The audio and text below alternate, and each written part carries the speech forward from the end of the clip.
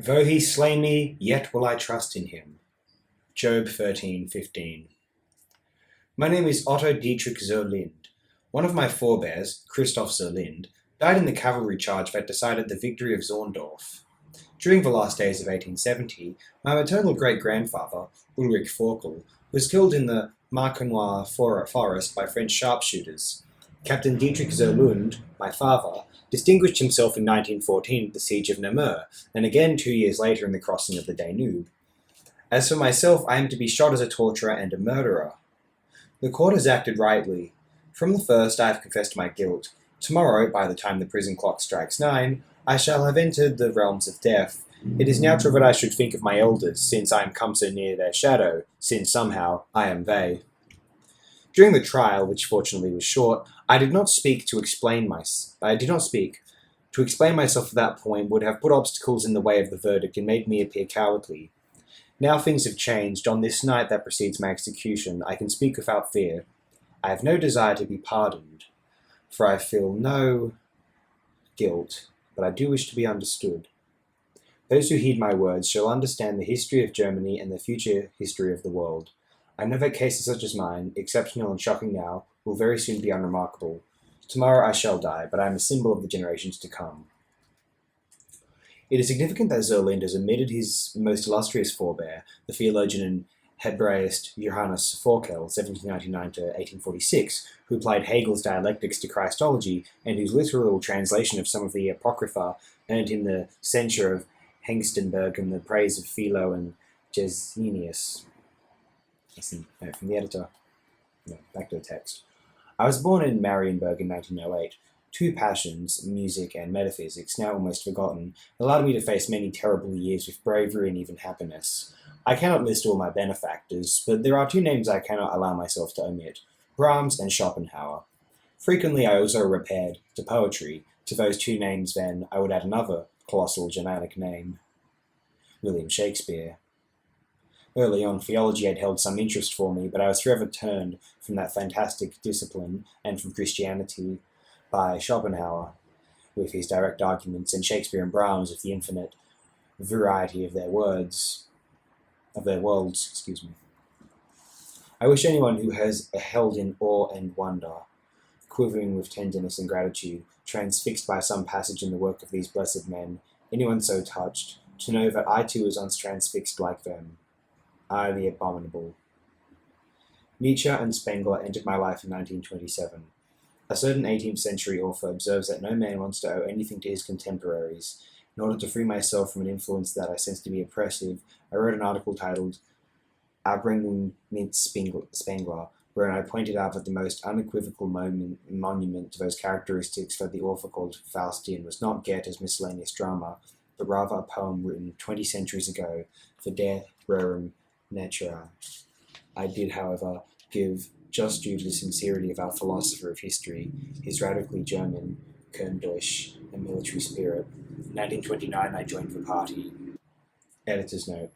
Other nations live naively, in and for themselves, like minerals or meteors. Germany is the universal mirror that receives all others, the conscience of the world. Das Weltbewusstsein. Goethe is the prototype of that ecumenical mind. I do not criticize him, but I do not seem as the Faustian man of Spengler's treatise. I shall say little about my years of apprenticeship. They were harder for me than for many others, for in spite of the fact that I did not like valor, I felt no calling for violence. I did, however, realize that we were on the threshold of a new age, and that that new age, like the first years of Islam or Christianity, demanded new men. As individuals, my comrades were odious to me. I strove in vain to convince myself that for the high cause that had brought us all together, we were not individuals. Theologians claim that if the Lord's attention were to stray for even 1 second from my right hand, which is now writing, that hand would be plunged into nothingness, as though it had been annihilated by a lightless fire.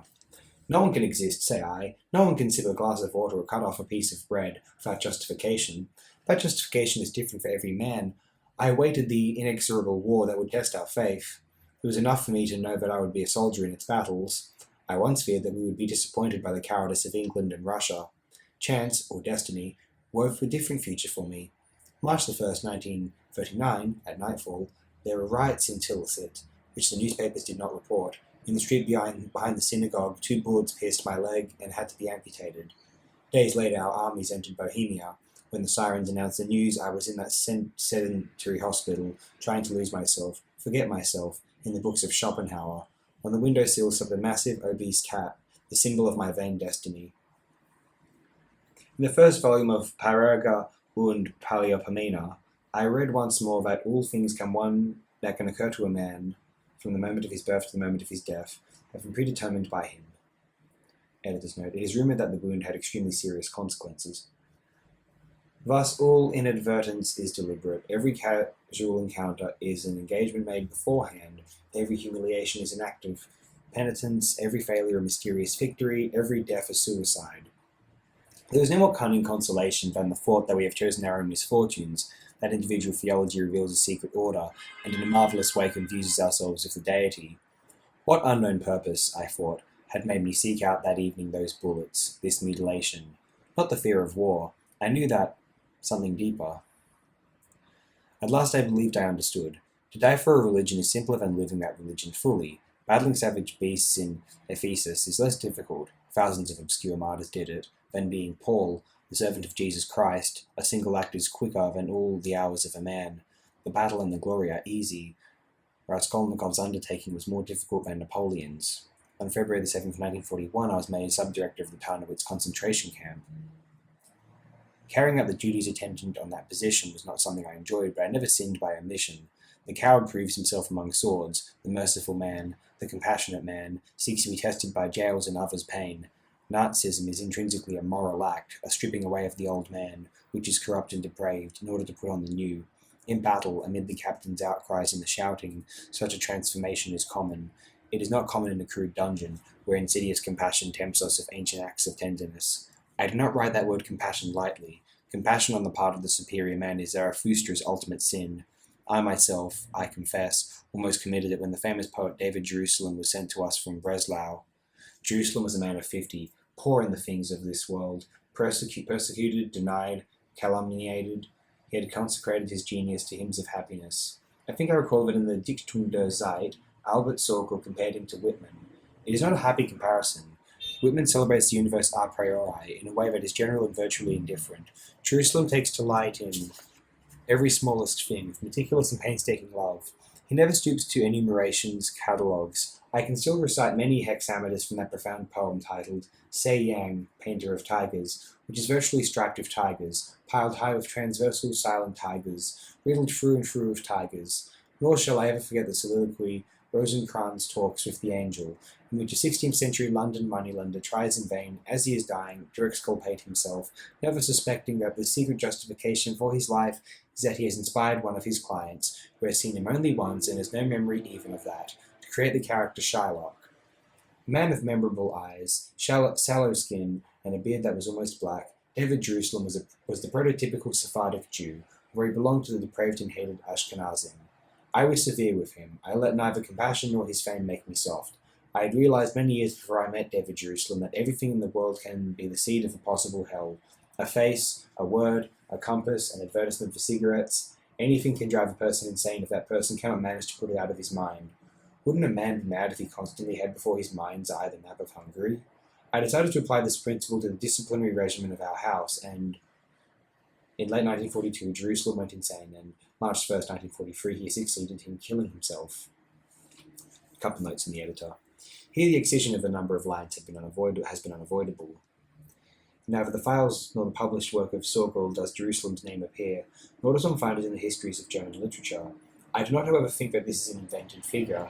Many Jewish intellectuals were tortured in Tarnowitz on the orders of Otto Dietrich Zerlind, among them the pianist Emma Rosenzweig.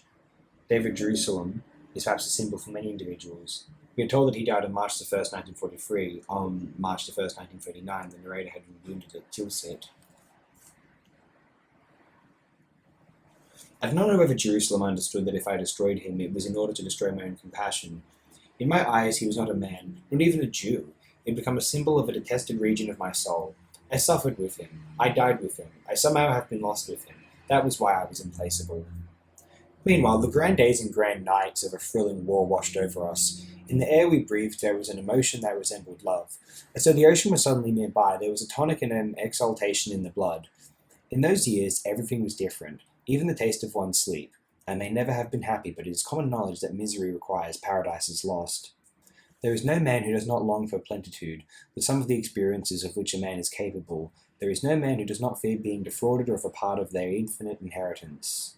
My generation has had it all, for first it was given glory and then defeat. In October or November of 1942, my brother Friedrich died in the Second Battle of El Alamein on the Egyptian sands. Months later, an aerial bombardment destroyed the house we had been born in, and another in late 1943 destroyed my laboratory. Hounded across vast continents, the Third Reich was dying. Its hand was against all men, and all men's hands against it. Then something remarkable happened, and now I think I understand it. I believed myself capable of drinking dry the cup of wrath, but when I came to the dregs, I was stopped by an unexpected flavor, the mysterious and almost horrific taste of happiness. I tasted several explanations, none satisfied me. I felt a contentment in defeat, I reflected, because secretly I know my own guilt, and only punishment can redeem me. Then I feel a contentment in defeat, I reflected, simply because defeat has come, because it is infinitely connected to all the acts that are, that were, and that shall be, because to censure or deplore a single real act is to blaspheme against the universe. I tested those arguments, as I say, and at last I came to the true one.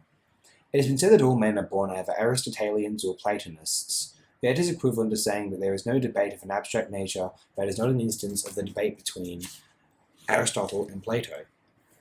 Down through the centuries and latitudes, the names change, the dialects, the faces, but not the eternal antagonists. Likewise, the history of nations records a secret continuity. When Arminius slaughtered the legions of Varus in a swamp, when he slashed their throats, he did not know that he was a forerunner of the German Empire. Luther, the translator of the Bible, never suspected that his destiny would be to forge a nation that would destroy the Bible forever. Christoph Zerlin, killed by a Muscovite bullet in 1758, somehow set the stage for the victories of 1914. Hitler thought he was fighting for a nation, but he was fighting for all nations, even for those he attacked and abominated. It does not matter that his ego was unaware of that. His blood, his will, knew. The world was dying of Judaism, and of that disease of Judaism that is belief in Christ, we profited violence and faith in the sword. That sword killed us, and we are like the wizard who weaves a labyrinth and is forced to wander through it till the end of his days, or like David, who sits in judgment on a stranger and sentences him to death, and then hears the revelation, "Thou art that man." There are many things that must be destroyed in order to build a new order. Now we know that Germany was one of them. We have given something more than our lives. We have given the life of our beloved nation. Let others curse and others weep. I rejoice in the fact that our gift is orbicular and perfect. Now an implacable age looms over the world. We forged that age, we who are now its victim. What does it matter that England is the hammer and we the anvil? What matters is that violence, not servile Christian acts of timidity, now rules. If victory and injustice and happiness do not belong to Germany, let them belong to other nations. Let heaven exist, though our place be in hell. I look at my face in the mirror in order to know who I am, in order to know how I shall comport myself within a few hours when I face the end. My flesh may feel fear, I myself do not.